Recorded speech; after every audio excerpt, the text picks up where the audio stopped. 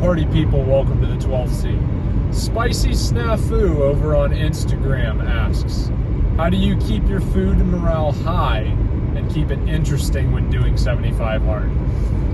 Well, it's going to be a little bit different for everybody, but out of some personal conversations that you and I have had, I recall you bringing up how seeing my Instagram posts on what I was having to eat every day and having, breakfast, lunch, and dinner photos all the way through was actually kind of like, I don't know if that was inspiration to you for what's going on, but like made it, I think you remember you said it made you click in your brain that, oh, hey, this isn't just boring meal prep where it's the same 5 meals all the way through. And I really appreciated that. So a lot of kudos goes to my lovely helpmate because she is a phenomenal cook. That's number one. And I cook okay too. Really, I guess depends on the day and the meal. But my wife really likes to cook a lot of really, really wonderful meals. And we had sat down and talked about how we wanted to increase our protein and we wanted to, buy a lot cleaner ingredients for what we had to eat. And I think that once we figured it out, it really helped things. But here's a couple recommendations. In your pastas, buy the higher end, like if you can't make your own, which we don't make our own, but if you can't make your own, the whole wheat pastas, I think that's like a bare minimum. Like there really shouldn't be a reason why you have plain Jane regular white flour pasta. Like you really, really should be eating at a minimum whole wheat pastas.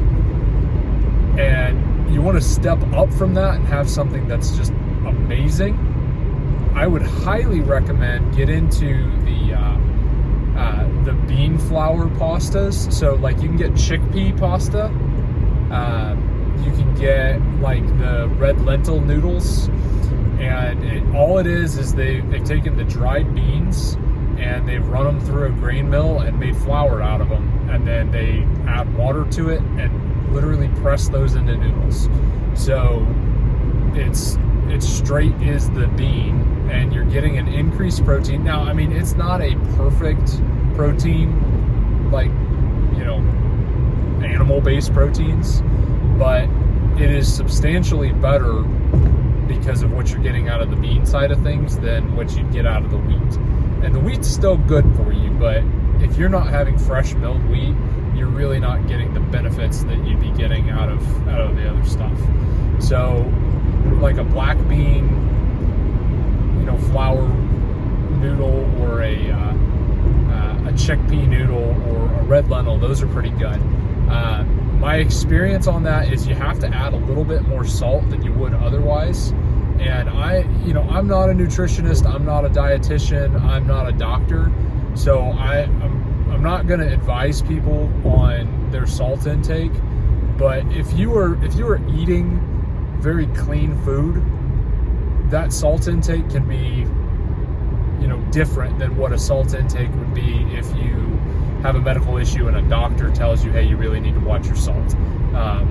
My experience is when you're cutting sugar as much as possible, your salt can actually increase, and it's no big deal. Your body will pee it out. If you're having high sugar diets, your body's going to retain that salt and it will treat it very different. So that's my experience. I would tell you consult a doctor before doing anything weird and crazy. That leads me to cutting sugar out. I've noticed that the sugar cravings pretty well go away when I am reducing my sugar intake as much as possible. Your body knows how to process honey and very clean maple syrup, like your organic maple syrups. Your body knows how to process that substantially better than it knows how to process cane sugar or high fructose corn syrup. That being said, if you are just cutting out any added sugar of any kind, and this is where you got to read your labels. If it says gross or rhymes with gross, dextrose, sucralose, whatever. Those kind of things, avoid those because those are artificial sweeteners that effectively do just the same thing that cane sugar would do to your body, if not worse, because they're chemicals and so your body doesn't process them the same. I think some of them pass the blood-brain barrier a little bit different than what just plain sugar or corn syrup would do. So be aware of those things.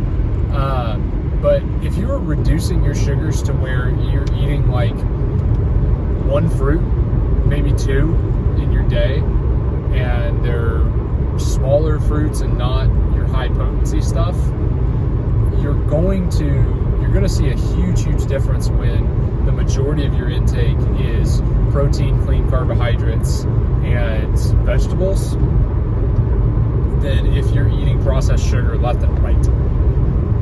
So cutting that out, I think it really helps with the sugar cravings. I highly recommend having a rotation on your seasonings. So for what it's worth, if you haven't started doing this, go to your natural grocery stores, minimum like a Kroger's. If you can do like a Whole Foods or a Trader Joe's, it's better.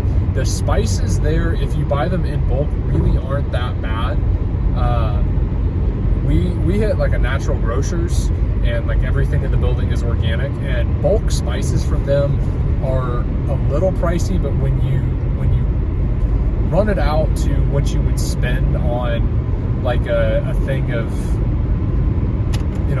thyme or rosemary or garlic or whatever, you're actually coming out ahead pound for pound. So what I would recommend doing is getting some inexpensive containers on Walmart or Amazon or one of those places that you can shake seasoning out of, and go to your grocery stores that sell the bulk spices, and especially like freshly ground stuff, and get on the internet and look up some recipes for some spice mixes. Get yourself a really good like taco seasoning that you are mixing up in advance and putting it in that, so that way you can just shake it, measure it out, do what you need to do, and move on.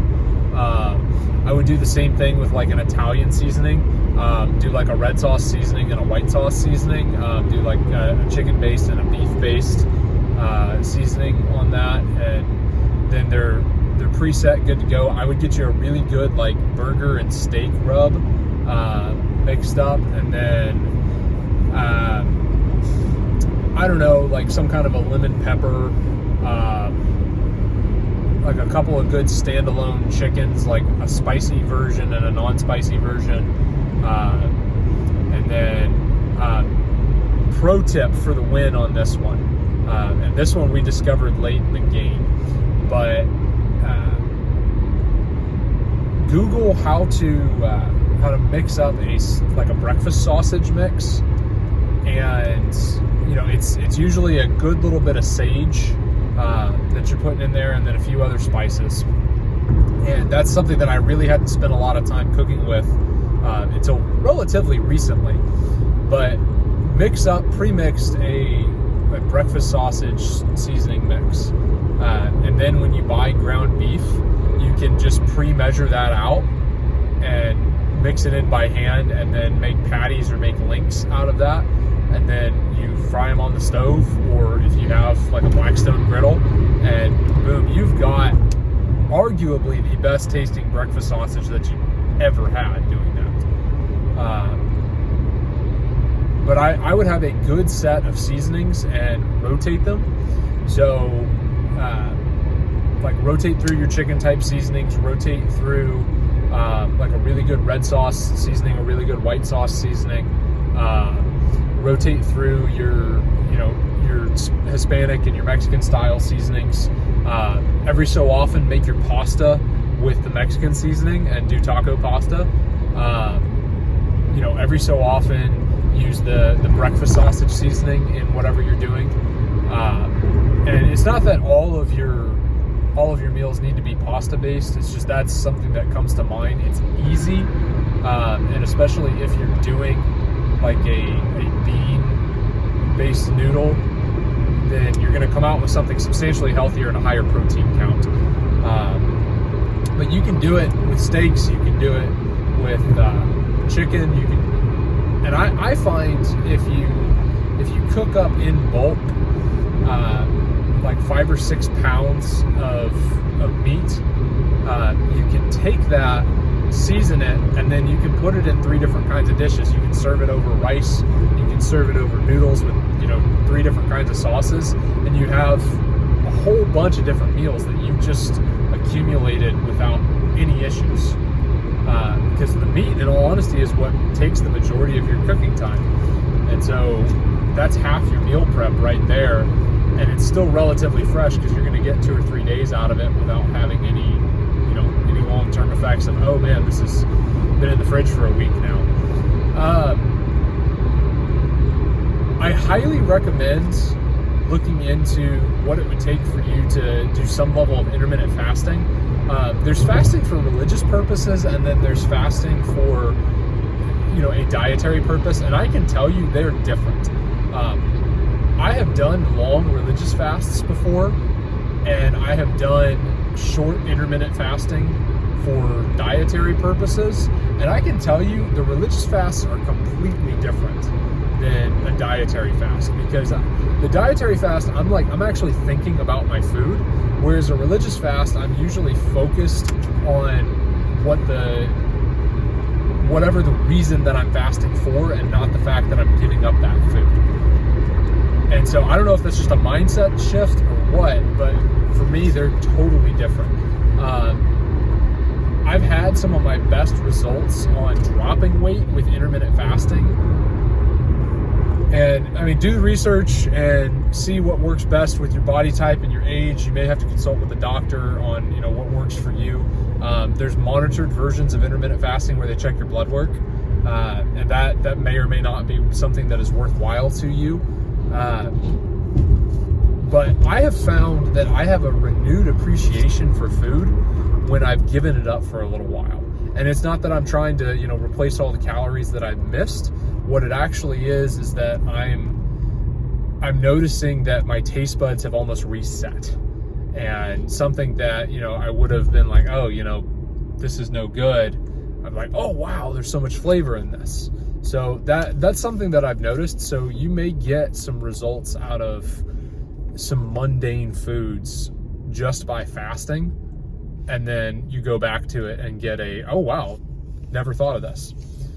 A couple of switches that I really think anybody can make, and probably would be a lot better off making in their foods. I would recommend switching to real butter.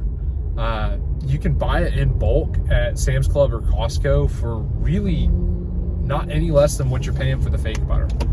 So it's an easy switch, and it freezes, so it's no big deal. My wife has gotten into making tallow, which that's just the beef fat that she runs in a crock pot, and then she renders it and then filters out all of the crusties, and it keeps for like ever. And you throw it on the grill, or you throw it in the pan, or if you buy some like really lean burger, you can mix in the tallow with it, and then what the fat source actually is, and it's not a big deal. And I'll say this: the butchers practically give away the fat for free because they were going to throw it out anyway. So you go up to them and say, hey, you're grass-fed cows, I'd be interested in buying bulk fat off of that. And they're like, well, we were going to throw this away anyway. And so they'll charge you next to nothing for it, and then you just throw it in the crock pot, take a sieve and filter out whatever's not supposed to be in there, and then run it through some tea towels several times, and wham bam, you've got really, really high quality tallow that the crock pot practically did all the work. But that 10X's the flavor of really anything you're cooking. So instead of using seed oils, or even olive oil, which olive oil is fine, but instead of using, subpar chemical oils, you're getting something that is natural, has a ton of flavor, and is really going to 10X the food that you're making without hardly changing anything. If you have not tried beef bacon, you're missing out. I'm just telling you this right now. The analogy that I make to people all the time, and I don't eat pork anymore, but hear me out on this one. So you're going to a restaurant and you want steak. Do you want a beef steak or do you want a pork steak?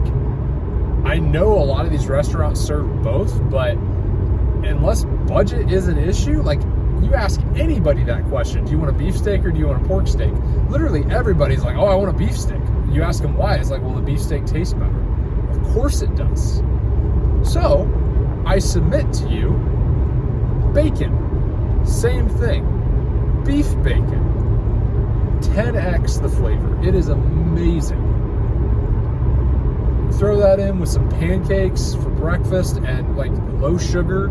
You can actually find some no sugar pancake recipes that are out there that are actually really, really tasty. You do that, and I actually like to eat my pancakes dry. But if you need a healthier option for a topping, natural peanut butter that doesn't have any added sugar in it, that is literally just crushed peanuts, you can warm that up in the microwave, and you can take baker's chocolate and do a very, very small amount, or you can do chocolate protein powder that doesn't have any added sugar in it, like the Jocko stuff or the First Form that's out there. You can mix that in with like whole Greek yogurt, and then mix your warmed up peanut butter in there. And the topping for that on top of pancakes, number one, you have the added protein if you do like the protein powder, but you have that from your nut butters as well. And then if you're using yogurt, then you're getting additional protein in like the whole Greek yogurt on that. So you add that onto your pancakes, and I mean, if you want to look up like a protein pancake recipe, then boom, you're already there. Add a couple slices of beef bacon with that and a few eggs, and oh my gosh, man, you've got a phenomenal breakfast there. And you wanna take that to the next level. Throw some of your chicken seasoning on your eggs, and then boom. I mean, you can Italian it, you can Mexican it, you can do whatever you need to do on it, but you will get a phenomenal breakfast out of that. For literally, you were gonna make the pancakes anyway, you were gonna fry the bacon anyway, try beef bacon instead. The pancakes doesn't take hardly any more time to make a healthier version of it than it does a non-healthy version. And then you've literally homemade your topping. So boom. Like I said, I prefer mine dry, but I know a lot of people who just can't eat dry pancakes. And so, yeah, a little bit of Greek yogurt, a little bit of protein powder added into that, and then a little bit of peanut butter. And, you know, I would highly recommend doing like a natural, no sugar added, like literally just nuts and salt is all they put in it. Up your protein game. And I've been dancing around this a little bit, but up your protein game. And yeah, I get it, it's a little bit more expensive to do it, but the least expensive way to do it is increase the number of eggs that you're eating. If you are making like a cheese-based pasta, which is totally easy to do, add a couple of eggs to your cheese-based pasta and then throw in some whole Greek yogurt into it. You'll hardly taste the difference, especially once your seasonings are already in it, and your protein game has gone up substantially. That's a little hack, so that way you can have kids who only want to eat mac and cheese to increase the protein in what they're getting. Eggs are usually a best bang for your buck protein sources. If you really need to up it, because you just add a few eggs to whatever you're eating and then boom, you're good to go. Fry your eggs in tallow, man, you're winning now. I would highly recommend, go to your local butchers and request buying beef in bulk. You will get a much better deal pound for pound when you do that. You really won't win on ground beef, but just about everything else, buying your beef in bulk, at minimum a quarter, if you can buy a half, you're really coming ahead. But you're also going to get a lot better flavor buying from a local butcher instead of buying from a meat market that, wherever. That's how we like to buy our beef. That's how we like to buy our chicken. And we noticed that we're getting a lot better quality doing that. And then, in all honesty, on top of all of that, audit the things you like to eat that are kind of a treat, and find something that is low ingredient, like you can pronounce everything in it, that doesn't have any added sugar, that is just like an instant morale booster for you. For me, it's beef bacon, but whatever it is for you, if it's like sweet potato chips, or if it's like a certain kind of French fry that doesn't have any weird oils in it, if it is like homemade bread where it's wheat that's freshly ground like that day, whatever it may be, something that's low ingredient, high in flavor, and is kind of a treat, have that and work it into your meals once a week. It gives you something to look forward to. It gives you something that is like an instant morale booster, whether you're having it after a bad day, or whether that's like your Shabbat treat if you keep Shabbat for whatever reason. I think that 99% of people would be really, really well served. Number one, by upping their protein game, having some kind of healthy treat to look forward to once a week,